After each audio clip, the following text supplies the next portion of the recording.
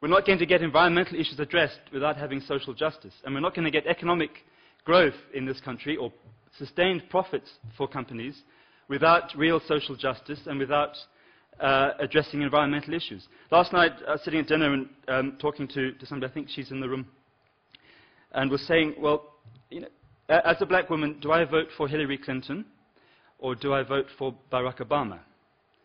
And it's an interesting challenge. Do we, in this country, focus on black economic empowerment and see the importance of transformation in the charters? And are we, as I think Alec Owen said, should we be too red to be green? Or do we really need to see that we need to address all of these issues in an interconnected manner? And I think that's a degree of joining the dots which perhaps isn't sufficiently prevalent in some of the boardrooms.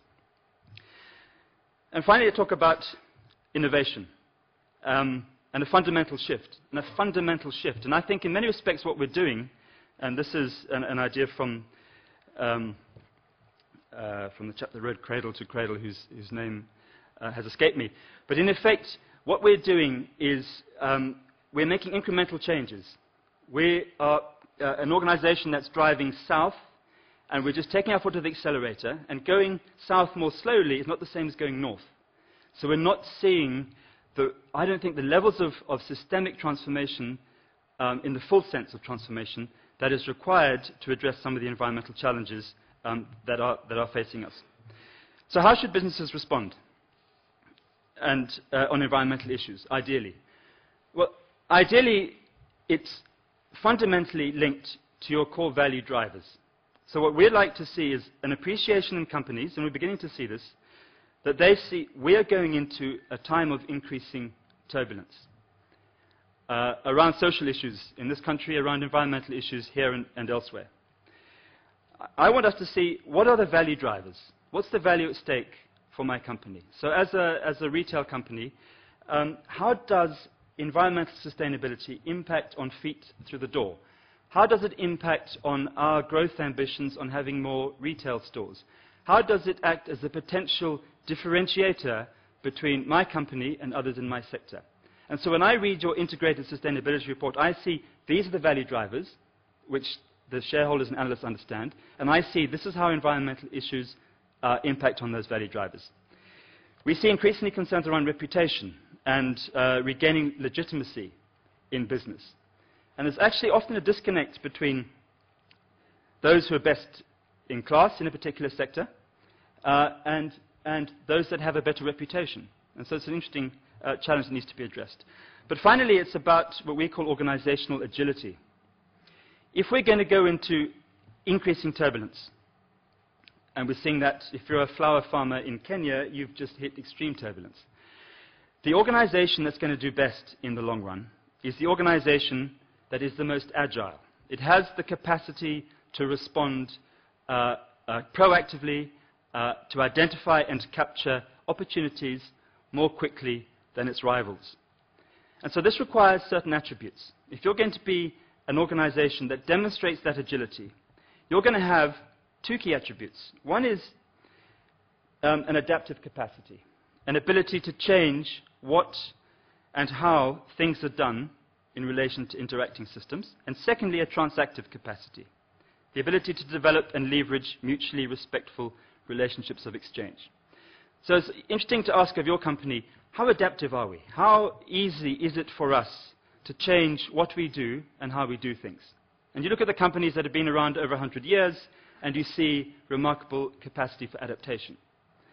And secondly, what's your ability to develop and leverage mutually respectful relationships of exchange? And these are characteristics, if you look at evolution, which I think inform those organizations or organisms which are the most resilient in the context of this turbulence.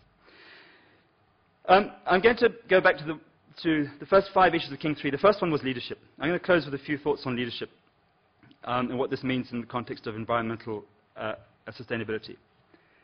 And sometimes these things might sound a bit trite, these sort of characteristics, but I think, let's think them through, either of your company or of your sector, because we see, I think, the retail sector is demonstrating more leadership than, say, the property sector. certainly, in many respects on environmental issues, and also of your chief executive. So these are some characteristics worth thinking about. Firstly, and there are 5, the vision and imagination to understand the system connectedness, the complexity, what Rumsfeld called the unknown unknowns. And we heard today several times about the black swans. And this requires time out. This requires senior people in the company to really sit down and take the time to reflect as to what is the nature of these systemic challenges and how are they going to impact on our business. And we did this recently. We had a very interesting dialogue in the public domain with Sasol, where we had the chief executive of Sasol and their strategy people sitting down and being fundamentally challenged on their business model by people from the IPCC, from WWF, World Wide Fund for Nature, from IDASA and from other organizations, saying to Sasol, your business model isn't going to work in a carbon-constrained future. And it was a chance to take time out and say, well, what needs to be done for it to work?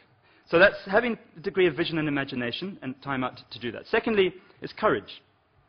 Sometimes we need, and I don't think there's a lack of courage amongst many business leaders in this country, but you need to be mavericks to confront some of your peers who've become comfortable in their positions of power and who may thus have the least motivation to change the system. I think we need to see some business leaders standing up and saying to some of the analysts and saying to the Bruce Whitfields and the Alec Hoggs and so on, you haven't asked us the right question about understanding that climate change is a core value driver to us. Maybe standing up and challenging, for instance, Anne Bernstein on what she's saying about social responsibility in business. And also standing up and asking tough questions of government. Now, understandably, there's a reluctance to do that because of the past. But increasingly, there's a need to say, we need to do that with government and with unions and with others to ask these tough questions. Thirdly, charisma. We heard today no shortage of that in business here. But it's about being inspirational. It's about trying to shift the debate of environmental issues from what I call the deadening mindset of compliance. Because much of sustainability is done under the compliance area in organizations. And I think we need to start seeing how it's creating possibilities for greater levels of social and emotional well-being. We need to have an environment that fosters innovation and transformation. And some very interesting examples, say, from the Walmarts and from others, on how you provide incentives for your top people and others in the organization to really identify opportunities for innovation. And finally, it's the issue about values and empathy and integrity. Having a degree of humility, having a real willingness, as far as it's possible, for collaboration, and developing a strong internal culture formed by values. And I wonder if, for much of what we've seen in the business community, and I hope I'm not too challenging here, is in some respects followership. That we're following what regulators and activists and an embarrassingly small pool of informed, responsible investors are asking. I hope I'm wrong. And perhaps we'll hear some examples shortly as to why I'm wrong on that, and some examples of where we're seeing leadership. I do think in some of the companies today we are seeing examples of that leadership. But if we look at what needs to be done in terms of climate science, need to see a ratcheting up of the level of ambition that's coming from companies. I'm going to close with the last thought from a former executive director of Shell, Sir Geoffrey Chandler. And I think these are quite profound in the current context, and they're old thoughts, but useful. And I'll quote from him. Without a radical rethinking, without a new framework of thought that puts values and principles as the point of departure for all commercial activities, I believe we set at risk the mechanism of capitalism for which at present we have no practical alternative. If we are to preserve the most effective mechanism the world has known for the provision of goods and services, that is the market economy with the public limited company its main instrument, then it has to be underpinned by principle. Financial failure can destroy individual companies. Moral failure will destroy capitalism.